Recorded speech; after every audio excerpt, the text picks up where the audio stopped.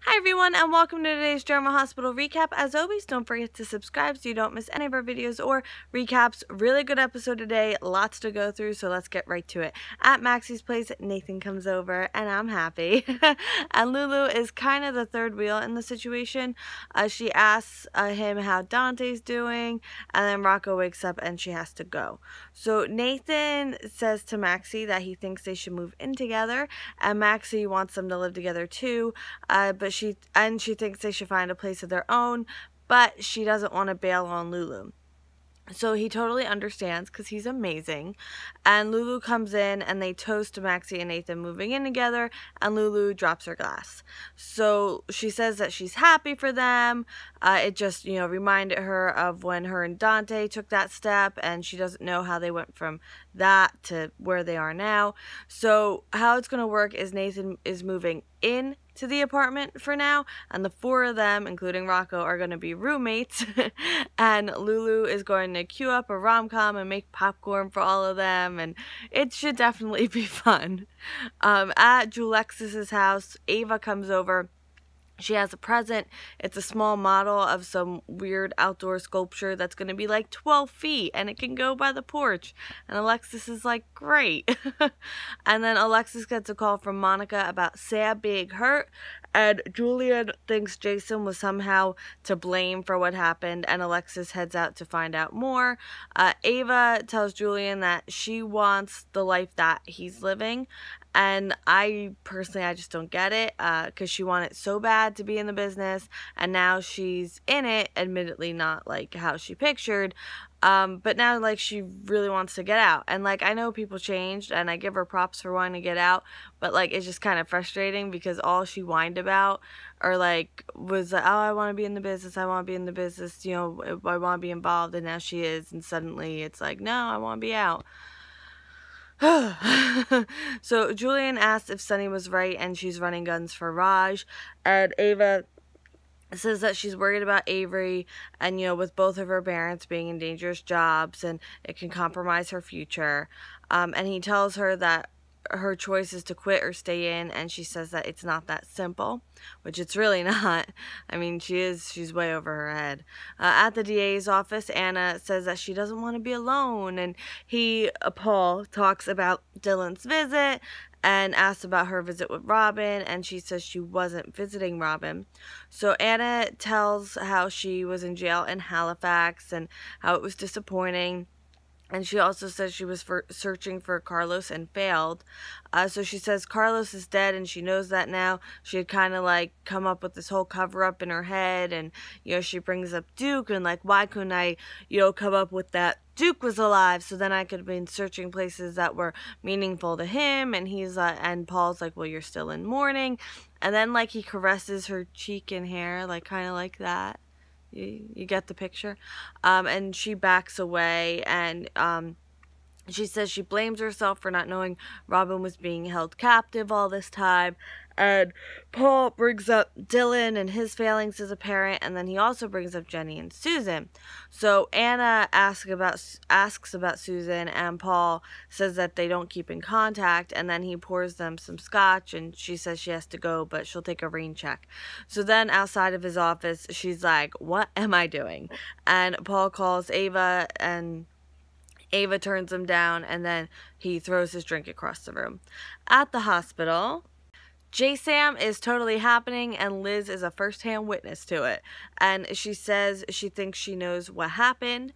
So Liz asks Sam how she's feeling. Sam says she's okay, maybe has a concussion. And Jake being in surgery and his accident gets brought up. And Jason also says that Jake's, like, he said he didn't mean to hurt her, and Jason put two and two together with, then going to Christina and Molly and finding out that Sam was on her way to Elizabeth's place, that whole thing. So Liz begs Sam not to say anything, and that they'll get Jake the help he needs, and Sam is like, whoa, whoa, whoa, I fell by accident, everything's fine. So Sam tells the story of what happened, starting all the way back to Franco, and then how Jake cut his hand, and like how that whole thing evolved. And Liz is relieved to find out that Jake was nowhere near Sam when she fell. So Sam tells Liz she's sorry about her house, and Elizabeth's like, it's okay, it could have been worse. And then Elizabeth leaves and thanks her again for not blaming Jake.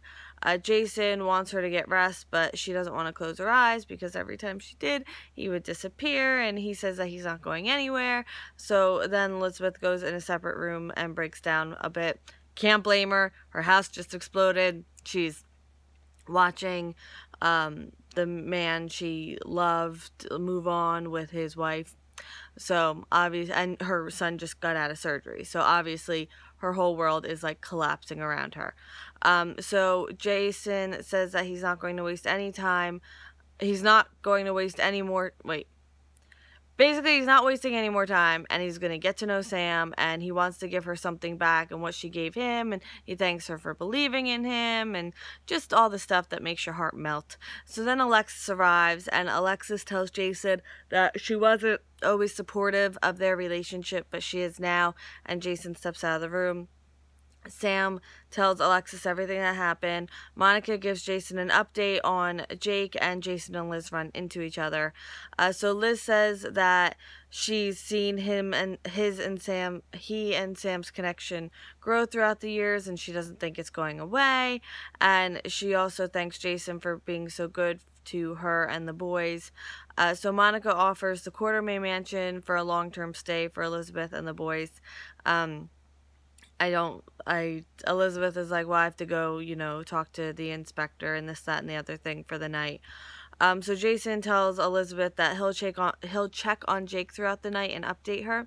So, Alexis tells Elizabeth that Sam wants to talk to her privately, and, Sam reassures Liz that Jake didn't push her, and Liz thanks her again, and Sam says she just told the truth, and the truth is what matters. Jason comes back in the room. Sam tells Jason she's not covering for Jake. It really was an accident, and Sam gives him a heads up that Julian's going to blame him and not to listen to him and not to take anything he says to heart. Then she tells Jason that he doesn't have to stay, and he says he doesn't have to do anything. He wants to, and just so happy. I think a poster fell off my wall.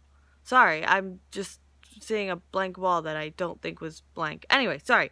I kind of got distracted. Back at Alexis's house, Alexis comes back, and she's going to pour some wine and fill him in on everything that happened. Ava leaves, and that's when she gets the call from Paul. Oh, that's fun. And turns him down. And now end scene. Woo! Lulu, Maxie, and Nathan sit down to watch their rom-com and eat popcorn, and Nathan can tell this is just gonna be a lot of fun, and I'm so looking forward to this whole, Three's Company plus a baby. It's like, a mix between Three Men and a Baby and Three's Company. Anna calls Mac and tells him about her conversation with Paul, and how Susan got brought up, and she thinks that's where Paul's vulnerable, and it looks like someone's following Anna out of the floating rib. Jason asks Sam what run to me means. She tells him the significance, that he felt he was too dangerous for her, and then, how that whole thing evolved, and she says his love kept her alive.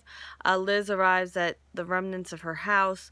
The officer tells her it's not safe to go inside, so I don't know if she really did have, a meeting with the fire inspector or something, because it doesn't seem like she did, but she walks up to the house and picks up a broken picture of her and Jason, and then she looks around, devastated. And I read this now since, but I don't think I ever realized that was the house that Jason bought for her. So this is really just a clean break from Jason and all of that, and I think a new chapter for her life.